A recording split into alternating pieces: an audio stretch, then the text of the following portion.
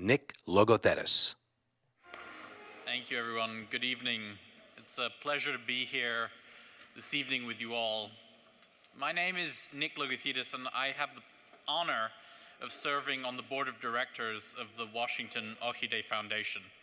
I want to once again thank Mike and Andy Manitos for putting together another truly impressive event.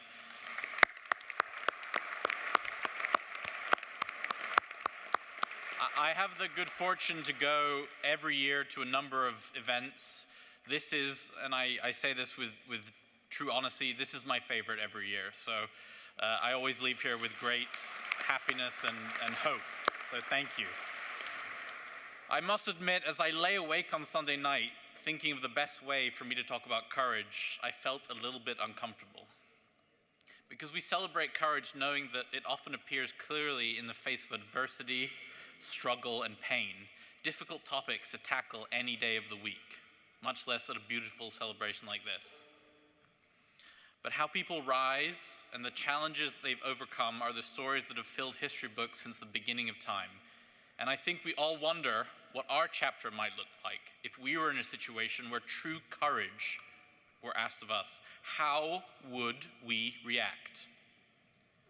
When faced with intolerant evil, the intolerant evil that is a terrorist group like ISIS, would we be brave enough to say no, Ohi, as Nadia Murad and James Foley did? Could we stand firmly in what we know to be the truth, despite unjust accusations and imprisonment like Leila Yunus, or risk our lives to uncover corruption like John Githongo? Or we be a voice for the voiceless like Chen Guangcheng and tirelessly demand better for those who might be disenfranchised, poor, or stigmatized as different? I'd like to think that we would, that everyone here in this room tonight could and would summon the courage needed to triumph when standing eye to eye with their own Goliath. Because there is no shortage of struggle. There is no shortage of struggle and adversity in our world today. And despite being born out of dark times, examples of courage are the pillars that illuminate for each generation our shared humanity. I have to tell you, it makes me even more proud to be here tonight to know that the word Ohi, as you have all heard tonight, is a Greek word.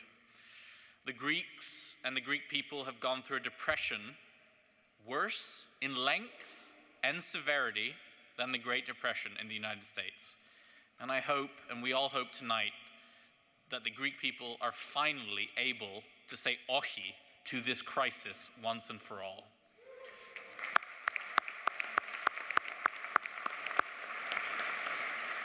In times of discord, chaos, and fear, it's courageous women and men who remind us we have more in common than what divides us, that there is good in this world, and that what is right is always, without a doubt, worth fighting for. So thank you again for being here, and have a good evening.